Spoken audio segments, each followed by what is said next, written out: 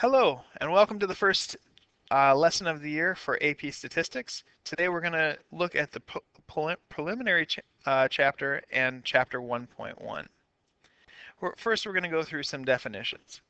Statistics is the science and art of learning from data. We're going to look at a lot of different data, and we want to see what we can get out of the data that we have. Data are just numbers in context.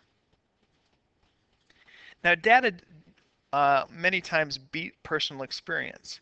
A lot of people will have some anecdotal evidence that they think will lead to some causation, which isn't actually true. A couple of examples of this are autism and shots and power lines and cancer.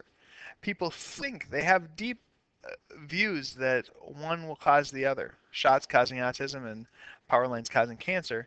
However, the statistical data will show that there is really no correlation between them so far.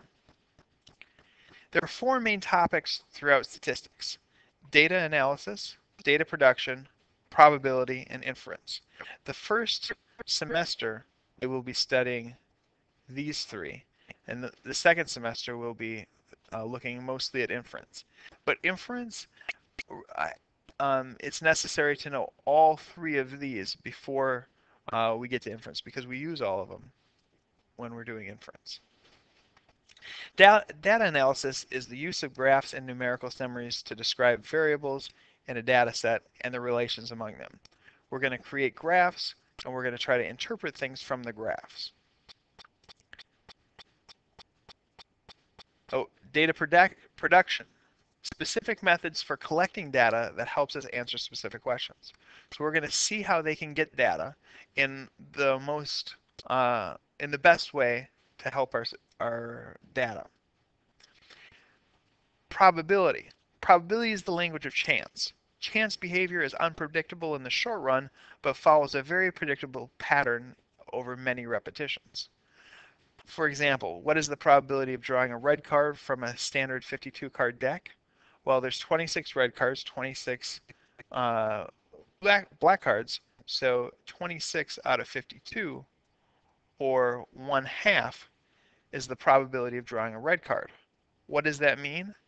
Well, it means if we draw many cards,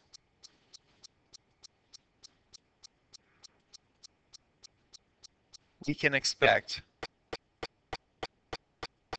about half of them to be red.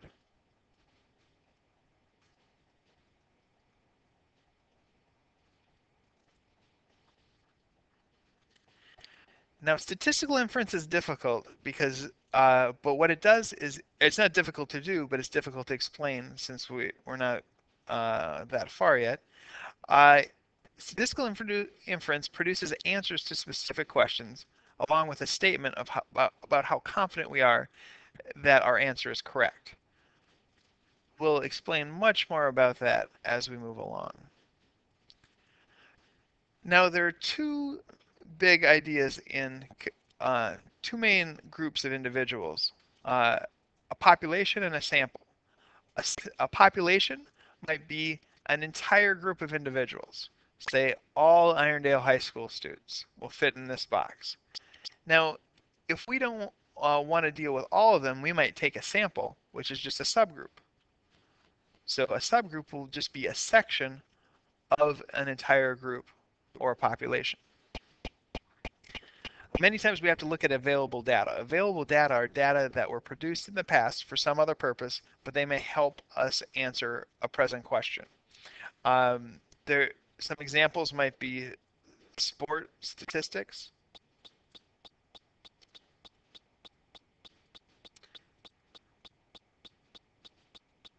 My writing isn't my computer's running slow, and it's not quite keeping up to speed. So sports statistics, some census data, homeowners data. There's a lot of different places out there where you can find data and use that to answer questions that you need. Schools use a lot of data from past tests. Now, surveys. In surveys, they select a sample to represent a larger population, and then they ask the individuals in the sample some questions and record their responses. Use the sample results to draw some conclusions about the population. So there's many different types of surveys. Some would be phone surveys where they call you up um, and ask you some questions. Some would be mail-in surveys. Sometimes you're at a mall and somebody will come up and talk to you, so maybe like a mall survey. Uh, there are many different surveys. Schools do surveys. Now, if we survey everybody in a particular population, we call it a census. Uh, now, a census is great because if you use a census, then there's a lot of statistics that we don't need to do because you have everybody in the population. One of the problems is a census costs a lot of money. It costs a lot of money to make sure that you get every individual in the population. The U.S. Census costs the U.S. government a lot of money just to figure out how many people we have in our country. And if you want something more in depth, it might even cost more money. Uh, Not only money, it also uh, takes a lot of time. You're going to see when you do your project in Chapter 5 that it takes a lot of time to get a larger population. Observational study versus an experiment. In an observational study, we observed individuals and measure variables of interest, but do not attempt to influence their responses. Maybe in an observational study, you'll watch somebody play a sport or do an activity, and you'll see what's happening. In an experiment, we deliberately do something to the individual to observe their responses. Uh, Maybe you can do an experiment where you have monkeys and some of them you give them twice as much food as the other ones.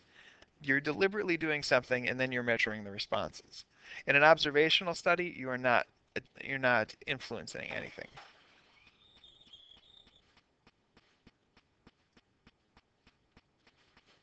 Now, observational studies are easier to do, however, they can't show causation.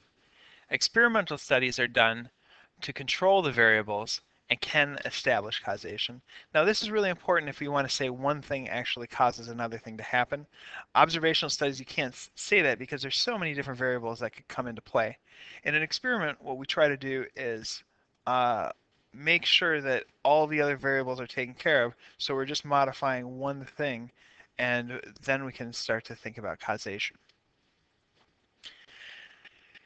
Now, if you want to find the relationship between poverty and school performance, you find an internet site that has all the data for all the students and test scores and notes whether they get free and reduced lunch. Is this an experiment or an observational study? Now, you're not actually affecting anything, so this is going to be an observational study. If you took those people and gave the kids with free and reduced lunch um, money for passing the test and seeing if that would change the results, that would be an experiment.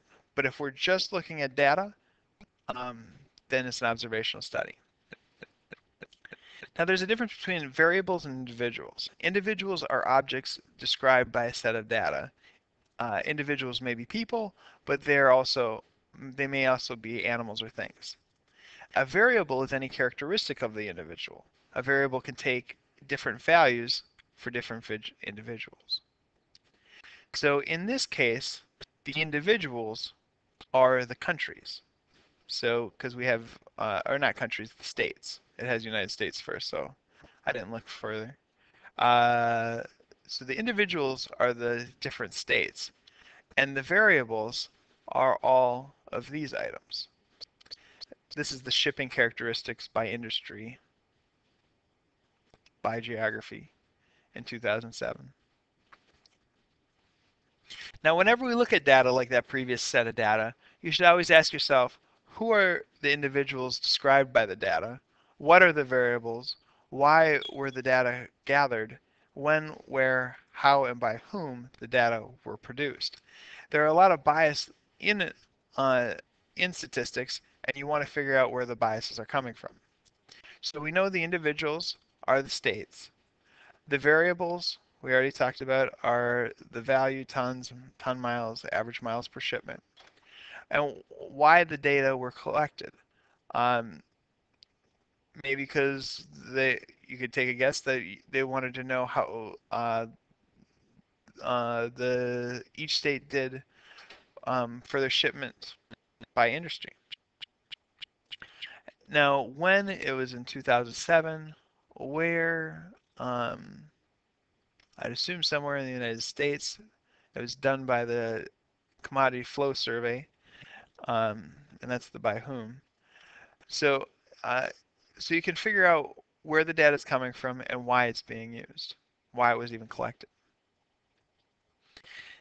Now, variables can either be categorical or quantitative. A categorical variable places an individual into one or several uh, groups or categories, where a quantitative variable takes a numerical value for which uh, arithmetic operations such as adding and averaging make sense.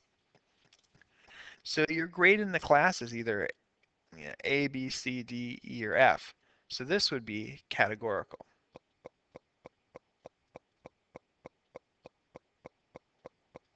Your GPA, however, is a number, so that would be quantitative.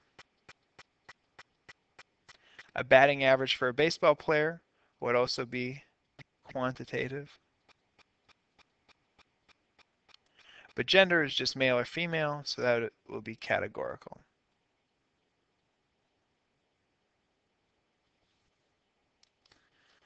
A distribution. The distribution of a variable tells us what values the variable takes and how often it takes these values. We're going to look a lot at distributions. Um, when we describe categorical variables, the distribution of the categorical variable lists the categories versus the count and or percents. So we can either have all of these categories, and on this side it can either be counts. I needed a U in there. Let's try again. Counts.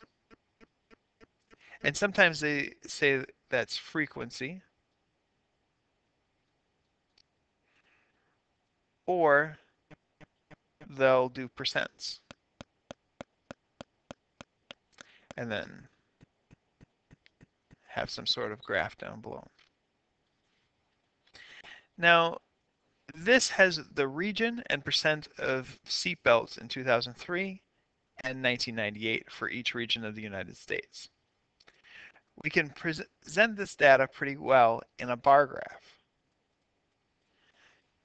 We can present it as two different bar graphs, or we can put them in a side-by-side bar graph, and you can see how the growth that occurred. So from 1998, you can see it in the Northeast, they grew quite a bit. Midwest grew quite a bit. And South and West, they grew a little bit, but they were already much better than the other two. Pie charts, you use pie charts when you want to see parts of a whole. Pie charts are more difficult to make and use than bar graphs. Pie charts we generally stay away from in AP statistics because they don't have a lot of use. To make a pie chart by hand, it takes a lot of time to make it well. So you don't see much of them. Now describing quantitative data, it's much different. There are a lot of different ways we can describe that. Now let's just start with a dot plot to display the neck girth of bears. So we can start, I could do that better by drawing a real line. And the lengths go 15 is probably the smallest. And the biggest one, I see 32, is 32. So from 15 to 32, let's go up by twos. So 17, 19, 21, 23, 25, 27, 29, 31, 33, 35. All right, now when we put these points on the dot plot, we can just put 15, 20, 17, and keep filling it in. I'll give you, all right, I just kind of fast forwarded and filled out the rest of the dot plot. Uh, if there are multiple on the same uh, number, we just build them up. And now we want to have some sort of description of what this is. And so we'll write neck, girth of bears for people who like to measure necks of bears. All right, here's your homework. Good luck.